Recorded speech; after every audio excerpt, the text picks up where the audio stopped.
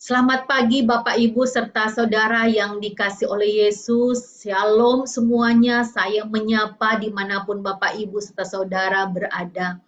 Hari ini, apapun keberadaan kita mari tetap bersyukur kepada Tuhan.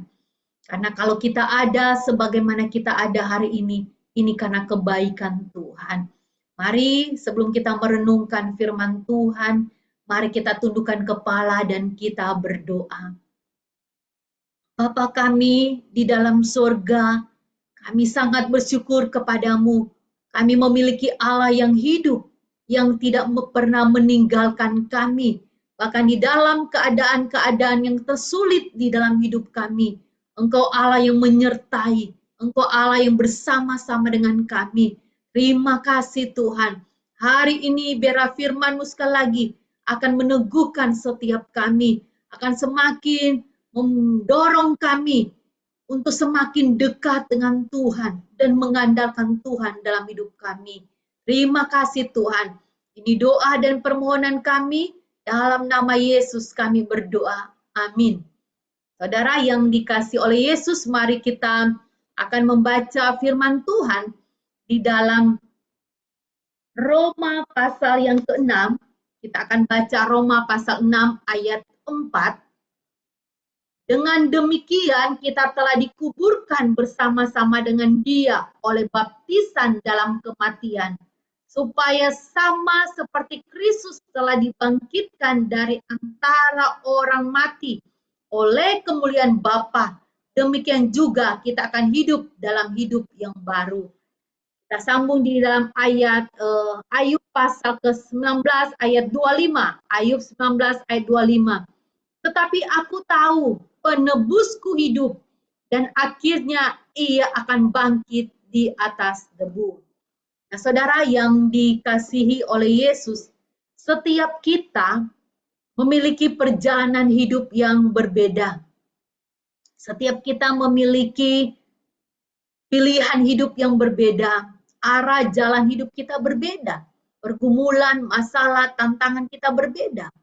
Tetapi ada satu hal yang harus sama, saudara. Dari semua perbedaan itu, ada satu hal yang sama.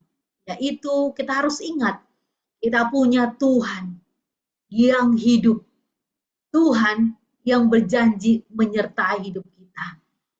Kristus Yesus, Dia Tuhan yang sudah mati dan Dia bangkit bagi kita.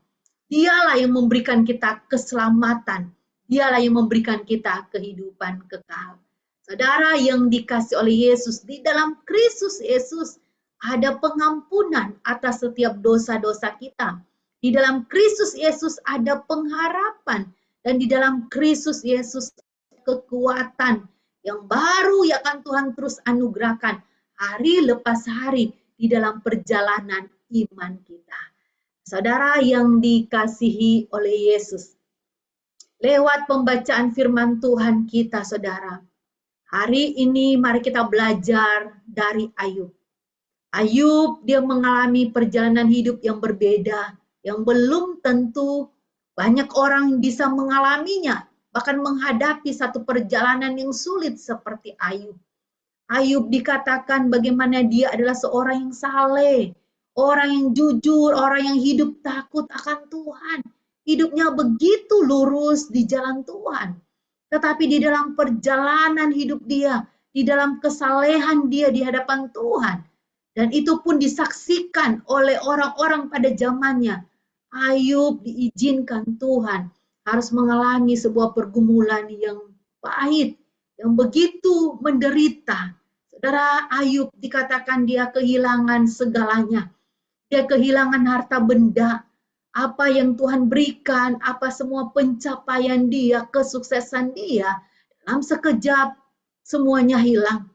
Anak-anak dia juga, keluarga dia semuanya dipanggil oleh Tuhan. Istrinya juga meminta dia untuk mengutuki Tuhan oleh karena semua perkara yang sulit yang dia alami. Bukan hanya itu, saudara, Ayub diceritakan dia harus kehilangan sahabat-sahabat dia yang mungkin dulu saat dia sukses, saat dia menjadi orang yang terpandang begitu dekat dengan dia, yang saling menguatkan, yang bersama-sama berjalan bersama dia. Tetapi ketika Ayub dalam pergumulan, mereka meninggalkan dia. Bukan hanya hal itu, saudara, bukan hanya bicara keluarga, harta benda, Ayub kehilangan. Tetapi saudara, kesehatannya dikatakan begitu buruk, saudara. Ayub mengalami satu penderitaan sakit yang begitu buruk, sehingga orang pun menjauhi dia. Saudara yang dikasihi oleh Yesus, perjalanan hidup Ayub begitu tidak mudahnya yang dia alami. Sekalipun dia saleh, dia hidup di jalan Tuhan, tetapi Tuhan mengizinkan semua kesulitan, penderitaan dia alami. Nah saudara, tetapi mari kita melihat firman Tuhan, bagaimana di tengah-tengah penderitaannya, di tengah-tengah keterpurukan dia, kita melihat bagaimana Ayub mampu berkata di dalam iman dia, Tuhan yang memberi, Tuhan yang memanggil. Saudara, luar biasa. Dia menderita, dia sengsara, dia kehilangan semuanya.